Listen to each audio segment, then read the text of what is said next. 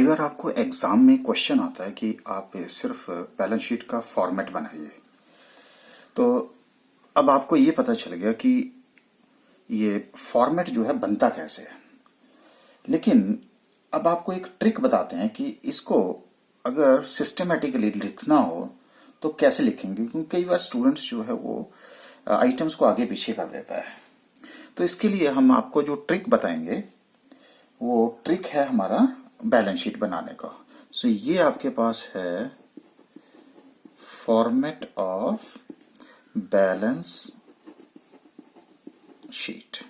Format of balance sheet अब कैसे बनाएंगे, आपको पहले प्रीवियस लेक्चर्स में हमने आपको बताया था कि मेन इसमें जैसे हमारी लाइबिलिटी साइड होगी, इक्विटी और लाइबिलिटी साइड होगी, उसमें आपके पास 4 हेडिंग है।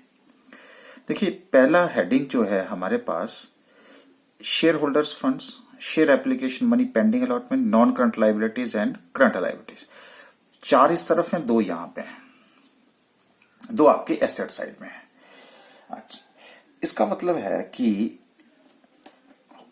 ऐसा हुआ कि अगर मैं इन 4 हेडिंग्स को अलग से लिखूं तो ये मेरे 4 हेडिंग बन जाते हैं। पहला बन जाता है मेरा मेन है आपका equity and liabilities, equity and liabilities. इसमें पहला हेड है हमारा शेयर होल्डर्स फंड।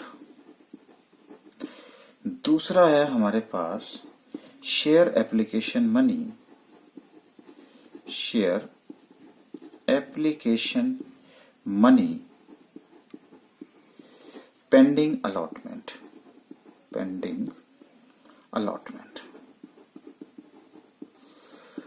और थर्ड हेडिंग है मेरा नॉन करंट लाइबिलिटीज, और फोर्थ हेड है मेरा करंट लाइबिलिटीज। ठीक है जी। अच्छा, अब मैं क्या करूंगा, इन 4 हेड के अब आपको एक स्टोरी बनाते हैं, स्टोरी क्रिएट करते हैं और उसी की हेल्प से बनाने की कोशिश करते हैं। सपोज करो कि एक मंडी में, आपको पता है कि हिमाचल के मंडी में एक IIT है, इंडियन इंस्टीट्यूट ऑफ टेक्नोलॉजी, और यहाँ पे तकरीबन नॉर्थ के बच्चे जो हैं पढ़ते हैं, और ये नॉर्थ के बच्चे जो हैं वो साउथ घूमने चले गए। जब वो साउथ घूमने गए तो उन्होंने बहुत सारे होटल्स में खाना खाया, और आपको पता है कि जब भी आप साउथ की तरफ जाते हैं तो वहां पे हर खाने में मीठा होता है। तो कोई भी डिश होगी उसमें मीठा जरूर डाला होगा। अगर बहुत सारे स्टूडेंट्स अगर आपने विजिट किया हो तो आपने भी ये चीज ऑब्जर्व की होगी, और अगर नहीं किया है तो मैं आपको बता रहा हूं कि उसमें मीठा होता है। और जब आप नियर फ्यूचर में वहां घूमने जाएंगे तो आपको लगेगा कि हर डिश में जो है वो मीठा है। तो नॉर्थ से लोग जाते हैं उनको वो ज्यादा पसंद नहीं आता। अच्छा, अब क्या है कि वो जब साउथ में घूम रहे थे और घूमने के बाद एक फैमिली के पास चले गए, और वो जो फैमिली थी वो नॉर्थ की फैमिली थी, और उनके घर जो है वो खाना खाने चले गए। जब खाना खाने गए तो उन्होंने ये पूछा बच्चों से कि भाई क्या खाओगे। ठीक है जी, उन्होंने बोला कि क्या खाओगे। तो उन्होंने उसका जो रिप्लाई दिया, वो जो रिप्लाई था उसी से हमारी जो स्टोरी है वो स्टोरी यहां पे स्टार्ट हो जाएगी। तो उन्होंने कहा कि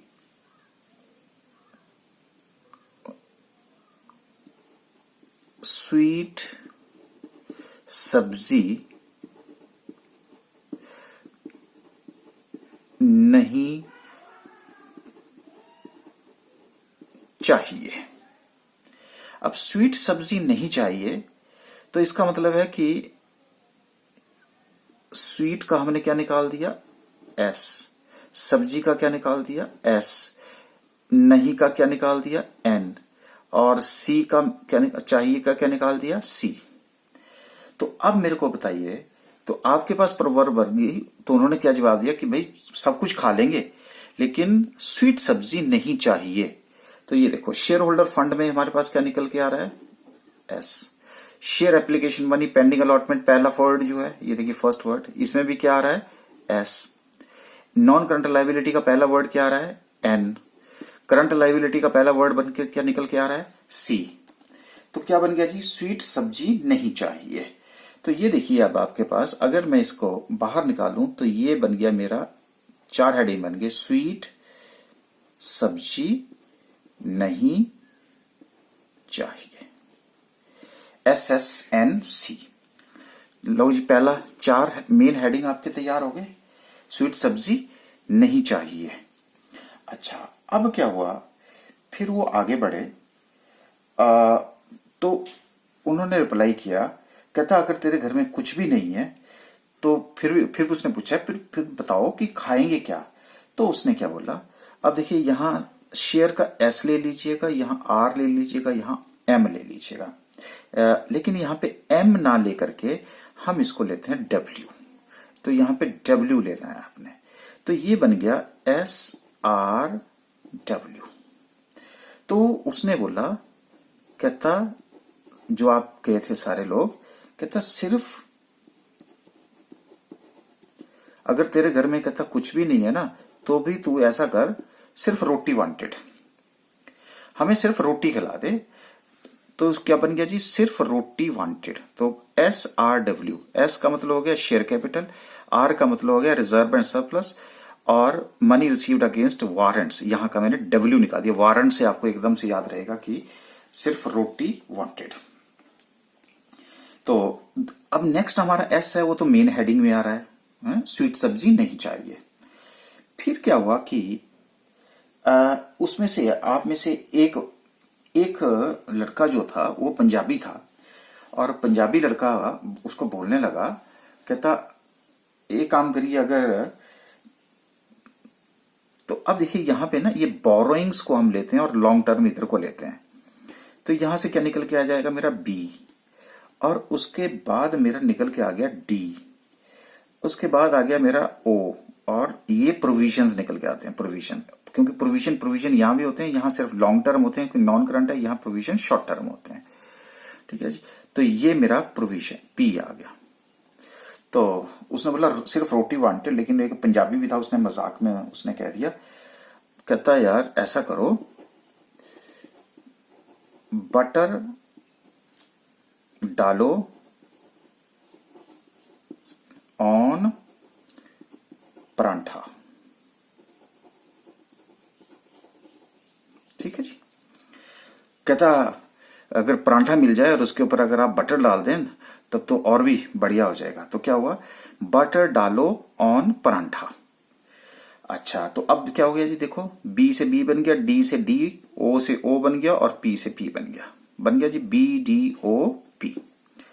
अच्छा, उसके बाद क्या हुआ कि एक और हरियाणा से था, तो आपको पता है कि हरियाणा के लोग जो हैं वो बिना तड़के के, तो वो कहने लगा अगर पॉसिबल है तो एक काम करिए, अब देखिए यहां पे भी हम क्या कर रहे हैं, बी ले रहे हैं, तो इसको बी बाहर ले लिया, और यहां टी आ गया, और यहां पे ओ आ गया, और ये प्रोविजंस का पी आ गया, ये प्रोविजंस का प्री, क्योंकि प्रोविजन इधर को लेते हैं, शॉर्ट टर्म इधर को ले सकते हैं।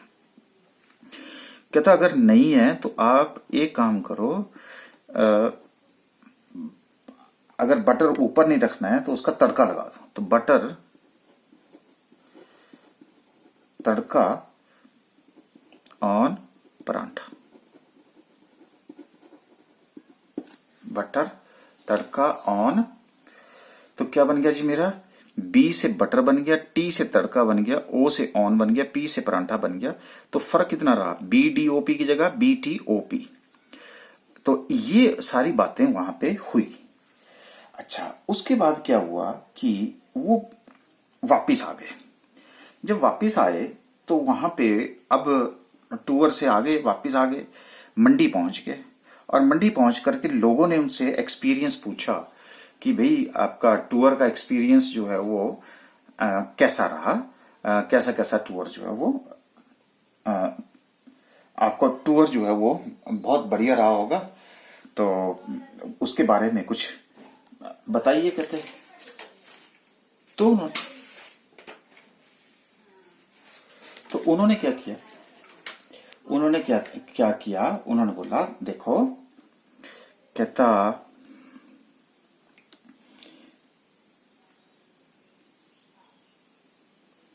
ये देखो यहां से क्या निकल के आया, एफ। ठीक है जी। अच्छा ये जो पार्ट हैं ये किसके पार्ट हैं, ये देखो ये 1 2 3 4 इसी के पार्ट है ना, एफ के पार्ट है ना, फिक्स्ड एसेट, ये तो आपको पता ही। अच्छा फिर उसके बाद नॉन करंट इन्वेस्टमेंट, इसका हम आई ले लेते हैं बाहर, इसका आई आ गया। फिर इसके बाद इसका क्या आ जाता है हमारे पास, डी आ जाता है। ठीक हो गया जी। अच्छा उसके बाद यहां पे एल आ जाता है और उसके बाद हमारा ओ एन सी आ जाता है, मतलब अदर नॉन करंट एसेट्स आ जाती हैं। ठीक है। तो वो कहता है, तो जब उससे एक्सपीरियंस पूछा गया कि भाई आपका एक्सपीरियंस क्या रहा, तो उसका पहले सबसे पहला ये देखा, कहता एफ का मतलब है यहां पे फूड, और आई से है इतना, और डी से है देखा, फूड इतना देखा, ले एल से लेकिन, लेकिन ओ नहीं चखा। अब कहता फूड देखते रहे लेकिन चखा नहीं हमने, क्योंकि उसमें मीठा ही मीठा था। तो कहता फूड इतना देखा लेकिन ओ नहीं चखा। ठीक हो गया जी। ओ एच, ओ नहीं चखा, ओ नहीं चखा। तो यहां पे मेरे पास एफ आई डी एल और बन गया ओ एन सी। फूड इतना देखा लेकिन ओ नहीं चखा। अच्छा फिर वो अभी डिस्कशन कर ही रहे थे कि उनके मुंह में पानी आ गया, कहते चलो चलो यार अपने आईआईटी चलते हैं, वहां पे जाकर के चाय कॉफी पीते हैं चल के। तो अब उसमें आ गया हमारे पास, ये देखिए ये IIT, investment, inventories and trade, और यहां से आ गया मेरा सी, एच मेरा साइलेंट रहेगा यहां पे, एल ओ, ये कहते चलो आईआईटी चलो। तो आईआईटी का मतलब हो गया, आई का मतलब इन्वेस्टमेंट, आई का मतलब इन्वेंट्री, और ट्री का मतलब ट्रेड पेबल, सी का मतलब कैश इक्वलेंट, एल का मतलब हो गया लोन्स एंड एडवांसेस जो कि शॉर्ट टर्म है, ये आ गया, और अदर करंट एसेट्स से मेरा क्या आ गया, ओ आ गया। तो इसको बोलते हैं हम अदर करंट एसेट्स। तो अब हमारे पास ये एक तरह से स्टोरी बन गई। अब इसको मैं आपको रिपीट करता हूं, और रिपीट करने का मतलब क्या हुआ, तो जैसे मैंने कहा कि एक टूर गया और वो मंडी से आईआईटी के स्टूडेंट्स का एक टूर गया और वो साउथ में चला गया, और साउथ में जाकर के वो खाना, कभी ढाबे पे कभी कहीं उन्होंने खाना खाया, और खाना खाने के बाद वो लकीली जो है उनको एक नॉर्थ का बंदा मिल गया और उसके पास वो चले गए, और वहां पे उन्होंने खाना खाने के लिए अपनी इच्छा जताई। तो जब इच्छा जताई तो उसने पूछा कि आप खाओगे क्या, तो सबसे पहला रिप्लाई उनका क्या था, उनका ये था, कहता स्वीट सब्जी नहीं चाहिए, और कुछ सब कुछ खिला दे लेकिन मीठा सब्जी जो है हमें नहीं खिलाना है। तो इससे मेरे 4 हेडिंग निकल के आगे, और वो 4 हेडिंग थे, share holders fund, share application money pending allotment, non current liabilities and current liabilities. ठीक है जी। अच्छा उसके बाद क्या हुआ कि फिर भी उसने पूछा कि ठीक है स्वीट सब्जी नहीं चाहिए, तो भी तो एक उसमें उसने कहा, कहता सिर्फ रोटी वांटेड, कहता यार रोटी भूखे मर गए तो रोटी दे दे बस, और कुछ नहीं है, सिर्फ SRW। फिर एक जैसे मैंने कहा कि एक पंजाबी था, पंजाबी ने बोला कि अगर रोटी पे बटर मिल जाए तो सोने पे सुहागा हो जाएगा, तो उसने बोला बटर डालो ऑन परांठा। तो उसमें मतलब रोटी की जगह उसने अब बोला कि रोटी की जगह अगर परांठा मिल जाए तो ज्यादा अच्छा है। और फिर मैंने कहा कि एक हरियाणा से था, तो उसने बोला कि अगर बटर में परांठे को तड़का लगा दें, यानी कि तल दें एक तरह से, तो उससे बढ़िया क्या होगा, तो बटर तड़का ऑन परांठा। इस तरह से उन्होंने वहां से अपना साउथ में अपना खाना खाया, और खाना खाने के बाद मंडी पहुंच गए। और जैसे मंडी पहुंचे वहां पे लोगों ने उनका एक्सपीरियंस पूछा कि बताइए आपका टूर कैसा रहा। तो एक ने बोला, कहता फूड इतना देखा लेकिन वो नहीं चखा, फूड तो बहुत देखा लेकिन जो मीठा उसमें था वो इसलिए वो नहीं चखा। फिर कहते तो फिर क्या करना आप, कहते यार चलो बोर हो गए और अब हम अपने कैंपस चलते हैं। तो कहते आईआईटी चलो, इंडियन इंस्टीट्यूट ऑफ टेक्नोलॉजी अपने कैंपस में चलते हैं, और आईआईटी चलो। और इस तरह से मेरे पास इन्वेस्टमेंट, इन्वेंट्री, ट्रेड। तो अब क्या हो गया जी, मेरे पास एस से बन गया शेयर कैपिटल, आर से बन गया रिजर्व एंड सरप्लस, डब्ल्यू से बन गया money received against warrants, B से बन गया मेरा बोरोइंग्स, डी से बढ़ गया मेरा डेफर्ड टैक्स लायबिलिटी, ओ से बन गया अदर लॉन्ग टर्म लायबिलिटीज, और पी से बन गया मेरा प्रोविजन, लॉन्ग टर्म प्रोविजंस। और यहां पे बी से बन गया मेरा बटर, और टी से बन गया मेरा तड़का, ओ से बन गया ऑन, और पी से बन गया प्रोविजंस। और फिक्स्ड एसेट्स के तो ये सब पार्ट्स हैं, इसलिए हम सब पार्ट तो आपको पता है टेंजिबल इंटेंजिबल होते हैं, कैपिटल वर्क इंटेंजिबल एसेट्स। और ये बन गया मेरा नॉन करंट इन्वेस्टमेंट, तो आई से बन गया नॉन करंट इन्वेस्टमेंट, डी से बन गया देखा जैसे डेफर टैक्स, और एल से बन गया मेरा long term loans and advances, other non current assets बन गया। और यहां पे मेरा आईआईटी से बन गया, आई से बन गया ये, आई से बन गया ये, आई से बन गया ये, यानी कि करंट इन्वेस्टमेंट्स, इन्वेंट्रीज, और टी से बन गया मेरा ट्रेड पेबल्स। और यहां पे सी, और ये मेरा एल, और ये सी। चलो, तो चलो को बनाने के लिए हमें इसके ऊपर हमें साइलेंट होना पड़ रहा था, इसलिए हमने इसको वर्ड को जो है वो एच को यहां पर आपको इंसर्कल कर दिया कि इसको आप कंसीडर नहीं करेंगे। तो मुझे लगता है कि अब आप अगर एग्जाम में क्वेश्चन आए कि सिर्फ फॉर्मेट बनाइए बैलेंस शीट का, तो इसमें आप इमेजिनरी फिगर्स डाल करके आप, मेरे को लगता है बैलेंस शीट बना सकते हैं। अब आप प्रैक्टिस करेंगे और इस ट्रिक का यूज करेंगे तो बहुत जल्दी आपकी बैलेंस शीट जो है वो तैयार हो जाएगी।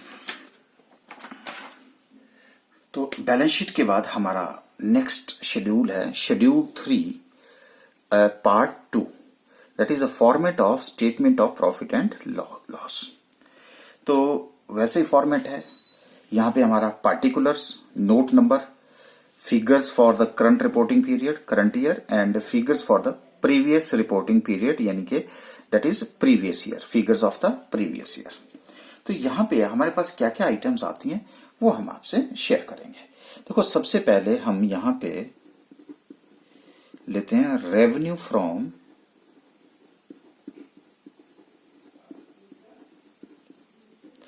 Operations, revenue from operations.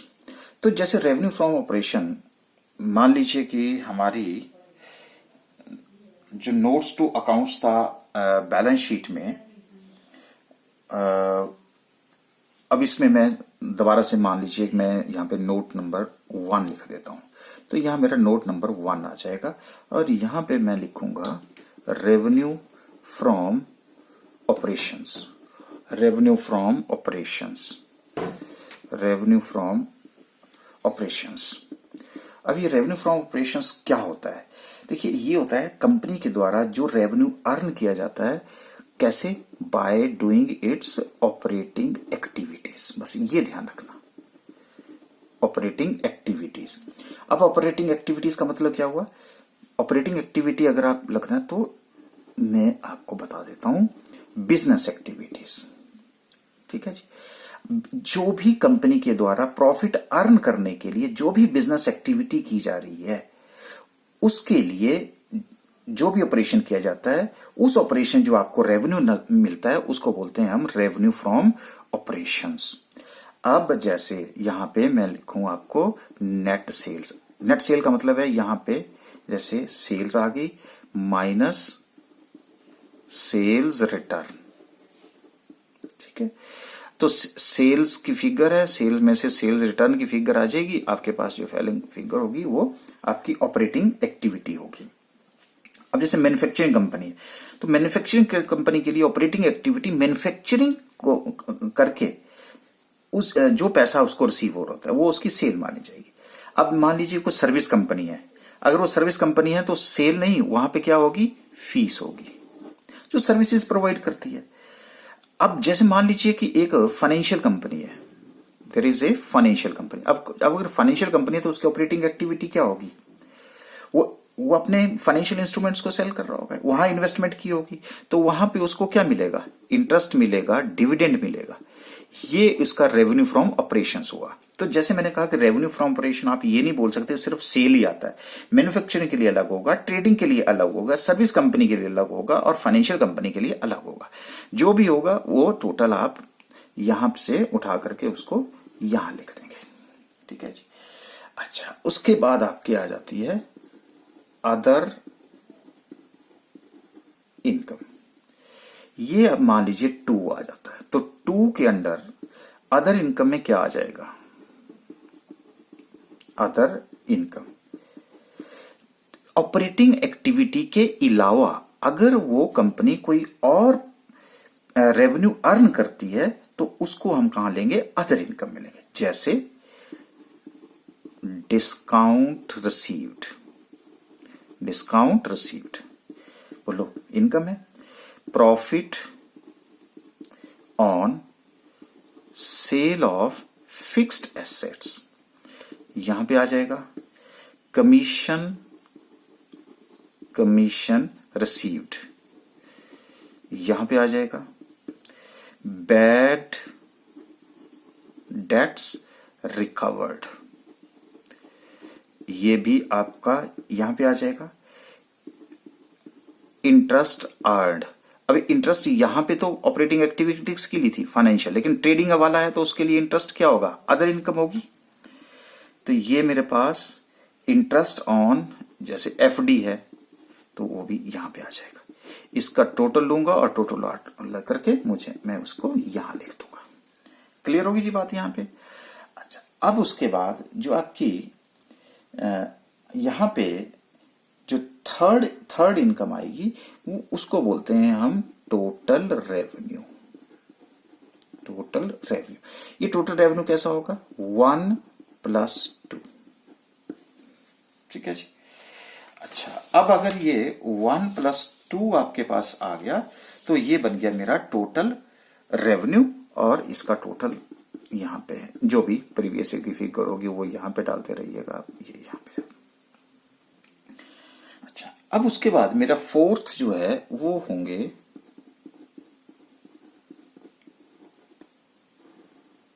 Expenses, ये लीजिए, ठीक है। अब यहां पे आप एक्सपेंसेस में क्या क्या आ जाएगा, जैसे अब अगर आप एक मैन्युफैक्चरिंग एक्टिविटी है तो cost of materials consumed, cost of material consumed बिल्कुल हम यहां पे ले सकते हैं। Purchase of stock in trade बिल्कुल हमारे पास यहां पे आ जाएगा। हाँ, ये changes in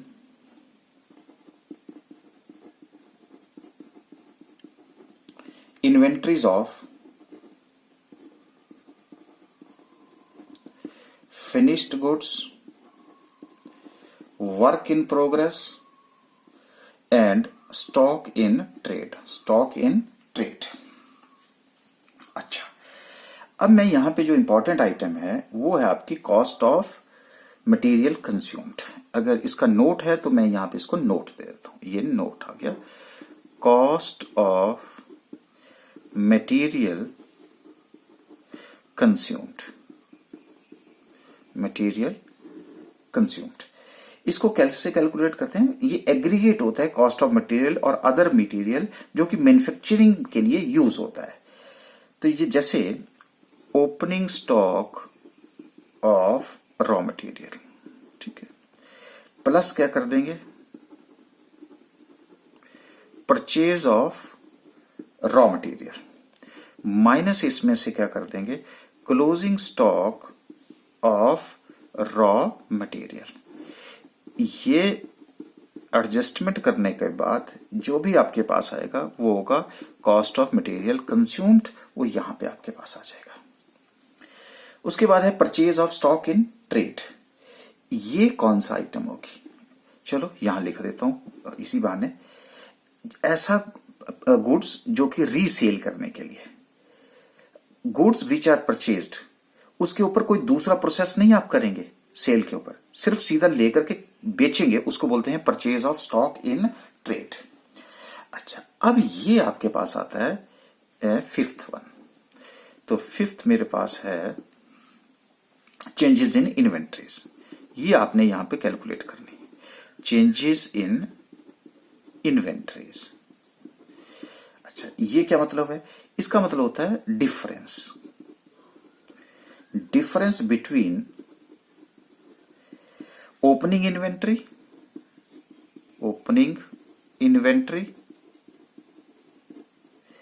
and closing inventory. ठीक है जी। ओपनिंग इन्वेंट्री और क्लोजिंग इन्वेंट्री का जो डिफरेंस है, जरूरी नहीं है ओपनिंग इसका होगा। अगर ये मैंने इन्वेंट्री का लिया, उसी तरह से आपके पास वर्क इन प्रोग्रेस का आएगा, उसी तरह से आपके पास फिनिश्ड गुड्स का आएगा। तो ये आपने जो डिफरेंस होगा, अब मान लीजिए पहले 100 था, ये 120 हो गया, तो डिफरेंस कितना हो गया, +20 हो गया। ये जो +20 है, ये आप फिगर आप यहां पे लिख देंगे। तो सिर्फ यहां पे आपने क्या लिखना है, नेट रिजल्ट लिखना है, और जो डिफरेंस है वो कैलकुलेट आपने कहां करना है, नोट्स टू अकाउंट में आपने उसकी कैलकुलेशन करनी है। उसके बाद आ जाते हैं आपके employ benefits expense.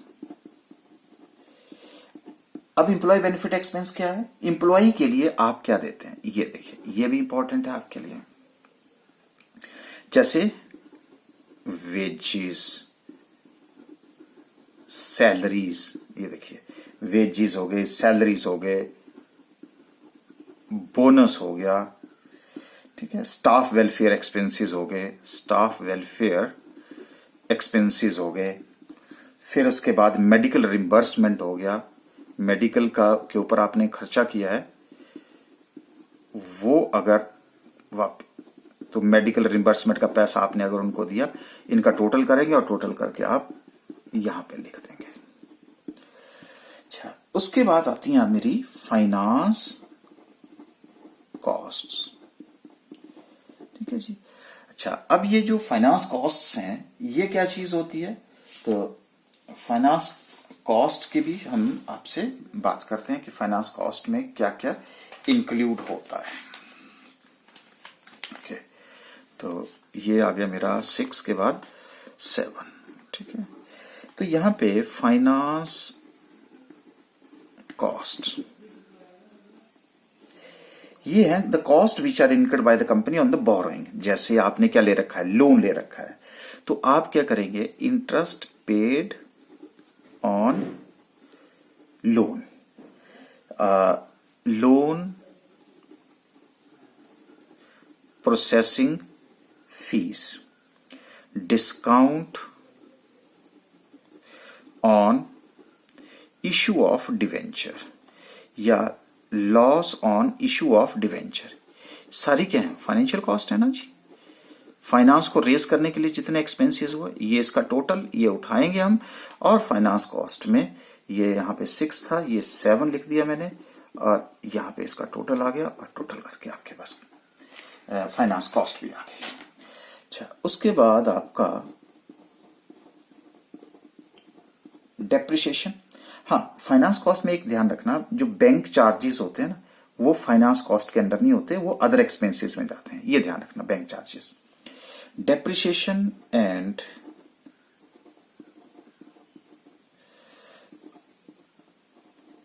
Amortisation expenses. अब आप ये तो +1 से पढ़ते आए डेप्रिसिएशन, तो आपने डेप्रिसिएशन के लिए आप अलग से क्या कर सकते हैं, नोट्स टू अकाउंट बना सकते हैं। तो इसके लिए भी आपने क्या करना है, यहां पे 8th के लिए जैसे आप डेप्रिसिएशन की वर्किंग करते थे ना, आपने डेप्रिसिएशन की वर्किंग आपने यहां करनी है यानी कि जितने भी फिक्स कॉस्ट है उसकी यूजफुल लाइफ में उस कॉस्ट को आपने एलोकेट करना है, जिसको हम राइटिंग ऑफ करते हैं, चाहे आपका इंटेंजिबल एसेट्स है चाहे टेंजिबल एसेट्स है। तो ये आपने डेप्रिसिएशन, जो भी डेप्रिसिएशन कैलकुलेट होकर के आएगा वो आपने यहाँ पे 8 नंबर के ऊपर डेप्रिसिएशन आपने यहां लिख दिया। अच्छा, उसके बाद आती हैं आपकी अदर एक्सपेंसेस।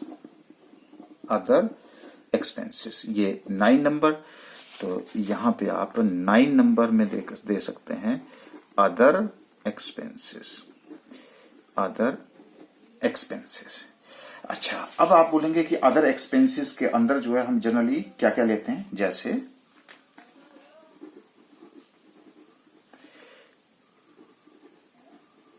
एडमिनिस्ट्रेटिव एक्सपेंसेस, ठीक है जी, सेलिंग एंड डिस्ट्रीब्यूशन,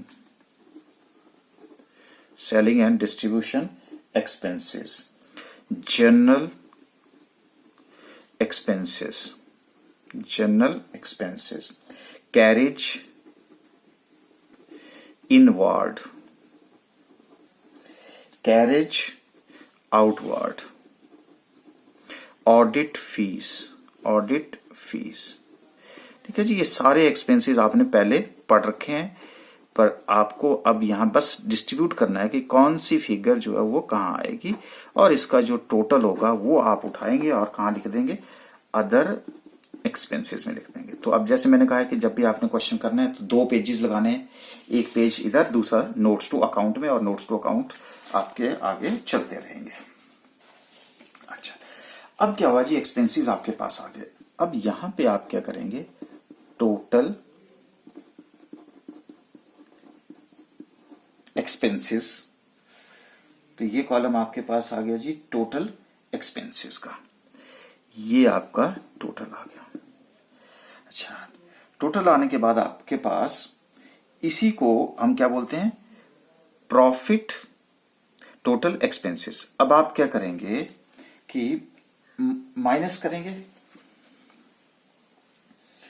क्या माइनस करेंगे, आप माइनस करेंगे 3, ये आ गया प्रॉफिट, हाँ 3 - 4, यानी कि टोटल रेवेन्यू में से टोटल एक्सपेंसेस को माइनस करेंगे, आपके पास प्रॉफिट बिफोर टैक्स आ जाएगा। फिर आप क्या करेंगे, टैक्स की कैलकुलेशन करेंगे, तो जो टैक्स होगा वो यहां पे करेंगे, तो ये टैक्स माइनस आ जाएगा, तो इसको हम लिखेंगे प्रॉफिट आफ्टर टैक्स, और ये आपका प्रॉफिट आफ्टर टैक्स आ जाएगा, या जिसको आप ये भी बोल सकते हैं, दिस इज द प्रॉफिट और लॉस फॉर द पीरियड, जो आपका बैलेंस शीट में रिजर्व एंड सरप्लस के हेड के अंडर जो है वो चला जाता है। ठीक है, इसी के बेस के ऊपर हम क्या कर सकते हैं कि ईपीएस भी कैलकुलेट करते हैं, अर्निंग पर शेयर भी कैलकुलेट कर लेते हैं, बस जो भी आपके पास प्रॉफिट यहां से अवेलेबल होगा। तो ये हमारा फॉर्मेट था जिसमें हम statement of profit and loss जो है वो कैसे बनाते हैं।